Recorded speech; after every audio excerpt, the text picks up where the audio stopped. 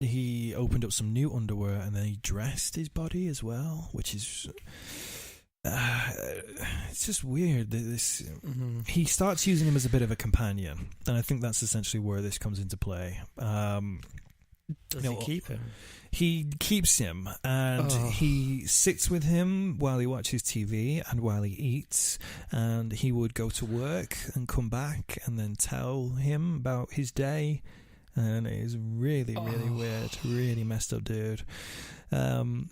After a bit, though, his fear of being discovered made him lose all interest, which is it's fucking horrible, because you've taken someone's life at 14 years old because you want a companion or whatever the fuck you want to do, and then you just lose interest in it. It's like a kid with a toy. I know. It's like, oh, this isn't the cool thing anymore, I'm going to throw this away. Which is not how anyone should treat a human life. Of course. And all this obviously happens quite quick. So by the time the new year comes around, he places him under the floorboards. Right, okay. So he doesn't keep him anyway, he places him under the floorboards. But after a week, Dennis... You'd smell it? He starts to. He grows... Just a fact, Dennis does not seem to care about the smells that happen. He grew curious, apparently, as to what was happening with the body under the floorboards. So he lifted the carpet up and opened the floor. He saw that the body was dirty. I'm assuming it was starting to decompose or something. So he carried him back into the bathroom and washed it again. So he bathed the body again. Dennis then got into the bathwater after he had washed the body. Now this is where it gets every time I keep saying this is where it gets real messed up. In the back of my head, I know that it gets more messed up, which is the horrible thing about this dude. So he bathes with Stephen's body, takes the body out, jumps into the bathwater himself, and then this seems to really turn him on. So when he couldn't get erect before, doesn't have this problem anymore, and he masturbates into Stephen's stomach. Which is fucking gross. It's just to kill a body is one level of monster and assholeness, and then to go this far, that's just like, who is this? What is that? It's so weird that people like this actually exist. So Dennis then put Stephen's body back under the floorboards, where it stayed for the next 7.5 months. I said before Dennis doesn't care about the smells, but apparently he did on this occasion. Sorry. The smell got so bad Dennis took it out of the floorboards and then burnt the remains in a bonfire in the backyard. He would also add rubber tires to the fire to mask the smell of the burning flesh, and he would then rake the ashes into the ground. So he takes a little break for a bit, and it wouldn't be almost until a year later, actually, that Dennis would actually kill again. In between that time, he did attack a young student from Hong Kong called Andrew Ho in a very similar fashion, where he tried to strangle him, although Andrew did manage to escape. According to again, when we were talking about the police earlier, yeah, the fact that sometimes they do bad things or they don't really work as efficiently as possibly they could have done. This is one of those moments where obviously he gets attacked by a guy, he's strangled, he manages to escape, runs down the staircase. Apparently neighbours of Dennis's actually heard him scream for help, but just assumed that it was just a crazy drunk gay guy just running around going, oh, you can imagine what they were saying. Oh, those gays. I know. Oh, those fucking gays. You can imagine that mentality being quite prevalent. And the police also had a very similar mentality when he reported the crime. They thought it was just a couple of gay guys with a domestic abuse or domestic row. I'm sure they would have used a lot of Then again, I can't assume this, but I'm assuming there was a few back in the day, it's homophobic slurs. I'm sure the F word was probably thrown around in the station after that guy left. I'm just basing that off a lot of TV shows that we've watched. It was a whole year between the next time he would kill, and in that time he did attack Andrew Ho. His next actual victim, though, was a Canadian tourist named Kenneth Ockenden, who I don't have a picture of to show you, but I will find a picture to put on the Facebook. Okay. He had he looked like a cool guy, actually. He had like sort of long hair and just looked like a cool dude. Looked like someone I would probably hang out with. The two of them, he literally does. The two met in a gay bar on December 3rd, 1979. One of the things that I didn't mention earlier was that one of the things he would do to sort of lure these dudes in would be he'd be offering them a good meal. I mean, obviously being a chef in the army, he was quite a competent cook. So he'd offer them a good meal. Yeah, I think a lot of people are quite... Do you want to move the microphone a bit close to your mouth? It doesn't seem to be picking you up. I can hear it. Okay.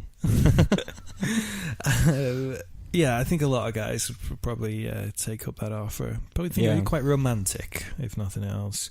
But yeah, this one was not. Kenneth went to his house, and after a couple of drinks, Kenneth was listening to some tunes on a pair of headphones.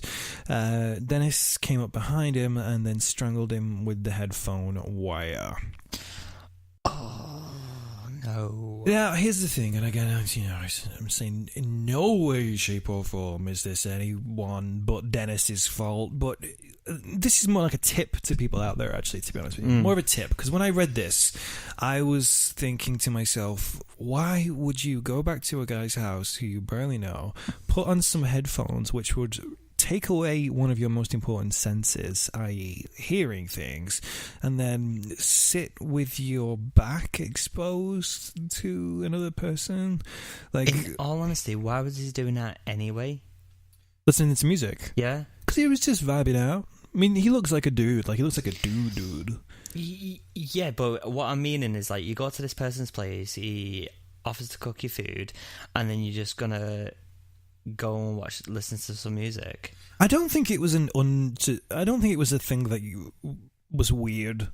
I don't think that was like a weird thing to do, to listen to music on headphones. I mean, the headphones were probably better than a lot of the speaker systems there anyway. And if he was interested in music, you could probably hear that he wanted to listen to the best quality he could.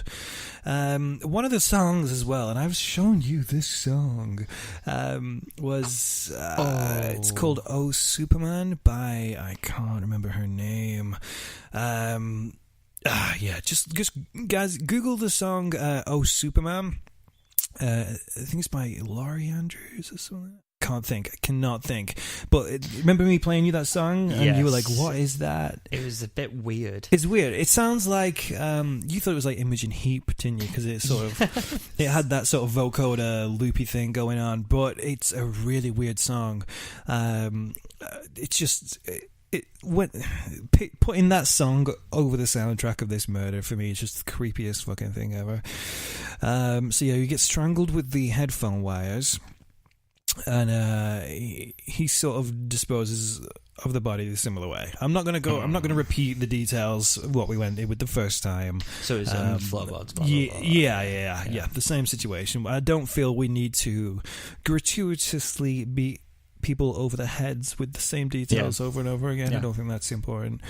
One of the things about this particular dude, Kenneth was actually one of the only people who was actually reported missing. A lot of the people who Dennis sort of took in, a lot of papers sort of label them as transients, homosexuals without families, runaways, things like that. There's a good portion of them which are, so a lot of them don't get reported. But this one was. He was reported missing, and apparently Dennis would sit and he would watch the reports on the TV about him. He had newspapers about him in his home when they find him. All along, while he had his body sort of stashed away, his third victim was Martin Duffy. He's a 16-year-old kid from Birkenhead, not far from where we used to live. Actually, not far at all. Birkenhead. Well, it's still not far now. No, it's not too far from Manchester. Now, when I said before, just now, about a lot of the people, the papers would brandish every one of his victims almost as homeless people and troubled and say that no one really cared about them. This kid was not one of them. I want to make that clear because there was a documentary that I watched about this guy, and this Martin Duffy's dad was on the documentary, and he was pretty not happy with his son being labelled a transient homosexual who was homeless. Right. And I'll tell you more about his dad in a minute because it's really sweet. But Martin Duffy was a 16-year-old kid from Birkenhead. They met apparently on a train. There was a train journey involved at some point, and it was Dennis who invited him back to his home. He invited him back for a meal, and the same ensued afterwards.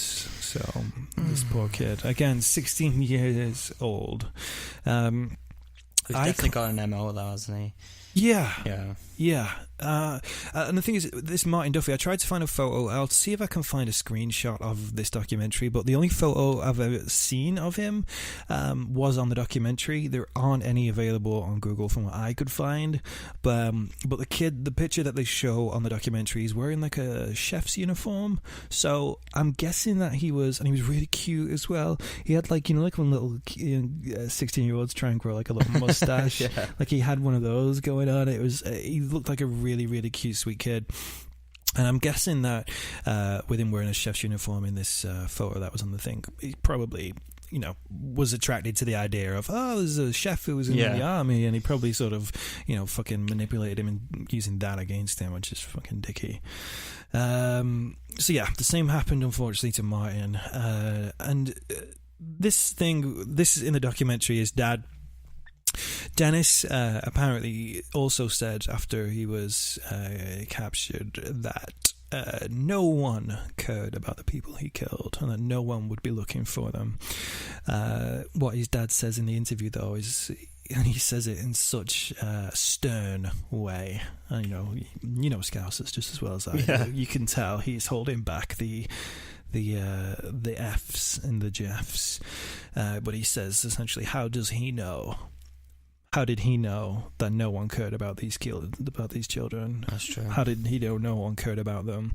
And he says that on Martin's 18th birthday, he sat in a cafe and wrote him a birthday card, which is really sweet. He says that he let me just see. Yeah, he wrote on the birthday card that he says something like, it's your 18th birthday now, like you're the man that I always thought you would be, that kind of thing. He says that hopefully he'll be able to give it to him someday, and it's just really, it's really, really sad, really sad. I mean, I don't cry, but even I get like a little lump in my throat. I'm heartless, and I hardly ever cry, but that was like, oh fuck. It's one of those moments. Yeah. Such a shame. It really is. Like, all these lives that could have potentially done things and met people and all the I always think, like, all the fun times that these people missed out on, and, even the fucking sad times, people are allowed to have them. It's their life. So, Dennis would go on to kill a further 12 victims. Jesus. It's a big count. All in a similar way. And I don't want to be disrespectful in just sort of listing all the names, but again, I don't want to just keep repeating the same thing over and over again to people, and just you really don't need to be just beating over the head with details of strangulation and fucking weird pervert necrophilia shit. guy is fucked up. He really is. He really is. I mean, the people do mention, they deserve a mention. So the victims deserve a mention. So I'm going to mention a couple of the names.